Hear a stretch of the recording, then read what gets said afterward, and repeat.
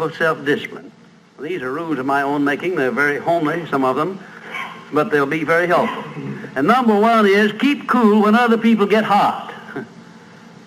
I know you can agree with that one, but I'm not so sure that you'll always live up to it. We're inclined, all of us, to get hot when the other fellow gets hot. Say angry things when the other fellow starts saying angry things. I was in the home of the president of a big electric power company one evening when there came a storm, and he called up one of his head men to go out to take care of an emergency that happened as a result of that storm. It was on Sunday evening. The man was gone about 2 hours, and when he came back, he came up on the front porch of the home of this man and called him out on the porch, and I never heard a man get such a tongue lashing in all my life as this president of the electric power company gets. He says, you blankety blank blank, you think because you're the president of the company, blankety blank blank, and I'm just as good as you are, blankety blank blank. Oh, it was terrific. I only heard one side of the conversation because there was only one side of it. One man was doing all the talking, and one man was doing all the listening. And after this had been going on for fully 3 minutes, the other man ran out of wind and had nothing more to say. He was mad, you see, because they'd called him out on this stormy night. I heard the president close the door, and he came back, and he just smiled and said, why, the man was a little bit hot, wasn't he? That's all he said. A little bit hot, wasn't he? I expected any moment to hear fists begin to fly out there.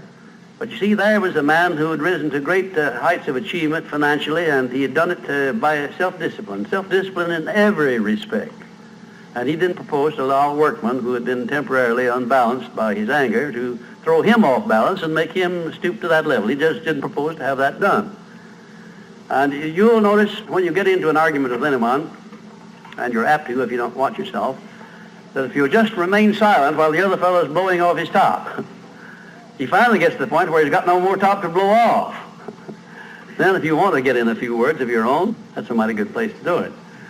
It's a mighty fine thing if the words that you get in are not the kind of the words you've been hearing. In other words, if you say something back kind in return, it's far better for the other fellow and far better for you. It shows you to be the bigger of the two persons. Now, anybody can get mad and blow his top because of what somebody does or says, and that's happening all the time. But the truly big man, the man who is in charge of himself, he doesn't allow anybody to draw him down to that level of a street brawl or of an argument in harsh words unless he wants to do it. And if he's truly a big man, he doesn't want to do it. Number two, remember there are 3 sides to all arguments. We ordinarily think there are 2 sides to all arguments, but they're not. They're 3. There's your side, there's the other fellow's side, and then there's the right side, which is usually about in the middle of the 2 viewpoints. Remember that when you get into an argument with the other fellow. Don't assume that he's always at fault. Maybe you're partly at fault too. Maybe neither one is totally at fault. The chances are, in all of the arguments I've ever heard, both parties were partly to blame in one way or another. I have never yet heard an argument where one party entirely was to blame, although I suspect there are such arguments at times. Number 3, never give directives to a subordinate when you're angry. If the matter is urgent, then cool off quickly. Number 4, treat all people as nearly as possible as if they were rich relatives from whom you expected to be remembered in their will. Now that's a good one. That's a honey. That is a honey. If you just do that, treat all people as if they were rich relatives from whom you expected to inherit something at their death. And you can do that. You know, if you had a rich relative that had $1 million he was going to leave to you, or you suspected he was going to, it wouldn't make very much difference what he said or did. He would never throw you off balance. You'd never talk back to him, would you? Of course you wouldn't. You'd be quite silly if you did. Keeping quiet for $1 million seems to me to be a very easy price to pay. Number 5, look for the seed of an equivalent benefit in every unpleasant circumstance with which you meet, no matter what the unpleasant circumstance is. Make it a point to discipline yourself so that you look for that seed of an equivalent benefit, and you start looking in connection with the circumstance. Don't wait a week or two till you've all worked yourself up about it. Start right in where you stand. It'll lessen the blow. It'll lessen the hurt of the wound, whatever it happens to be, if you start looking for that seed of an equivalent benefit. And number 6, learn the almost forgotten art of asking questions and then listening to the answers instead of getting the other fellow told off. It gives you an awful lot of satisfaction when you're angry to get the other fellow told, doesn't it? And the temptation is very great to do that. I know, because I've been there many times. Don't do it. Be bigger than that.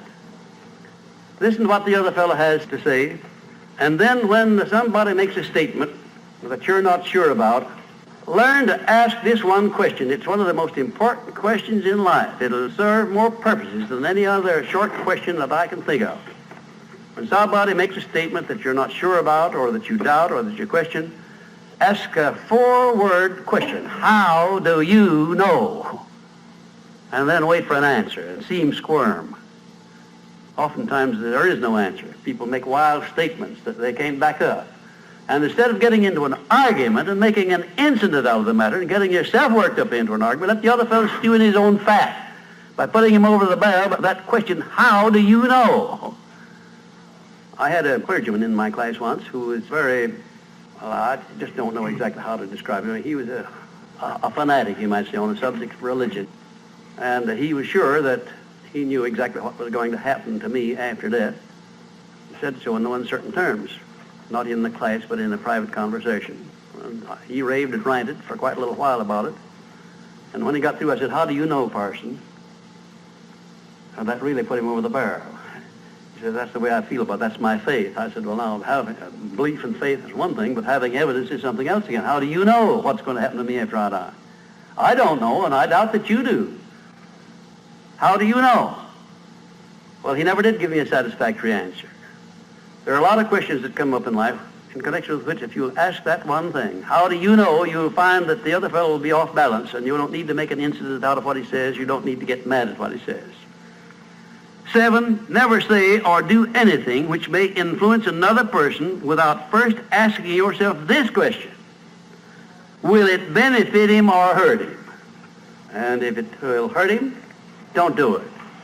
Don't say anything or do anything that would hurt another person under any circumstances, no matter how much he may deserve it. Exercise self-discipline. Don't do that, because if you hurt another man, you're going to hurt yourself 10 times as much at least, because that hurt will come back on you. I don't care who you are nor what circumstances you're working under or living under. If you hurt another person, you will be hurt 10 times as much. And if the hurt doesn't come immediately, the rate of interest on that is compound interest on compound interest, and it'll be 100 times as great if you wait long enough. Because everything that you do to or for another person, you do to or for yourself. There is no escape from that. That's just as much a law as the law of gravitation, which everyone understands. You know that if you stepped over the top of this building, no matter what your mind was or what your belief happened to be, if you stepped over the top of this building and violated the law of gravitation, that you'd hit the ground and you'd die in a very few seconds. And this law, which brings you back that which you send out, is just as inevitable, just as inexorable as the law of gravitation or any other of nature's laws. Number 8, learn the difference between friendly analysis and unfriendly criticism. Then decide which you wish to live by in your relations with others. Now, friendly analysis is one thing and is welcomed by most sensible people. I don't object to friendly analysis of anything that I do, even though it's very unfavorable. If it's friendly analysis, I like it, because I can improve by it.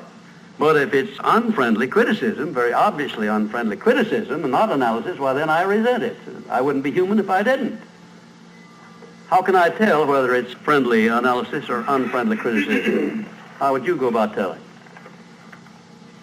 There are a lot of ways you can tell. You can tell by your relationship to the person who's making it, whether it's friendly or unfriendly to begin with.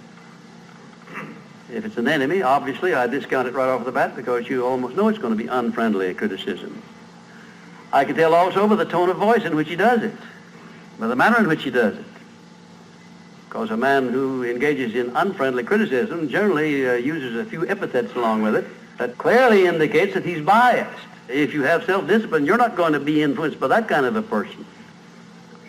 And number 9, remember that a good leader in any calling is one who can take orders as cheerfully as he gives them. And number 10, last but not least, remember that tolerance in human relations is just as important as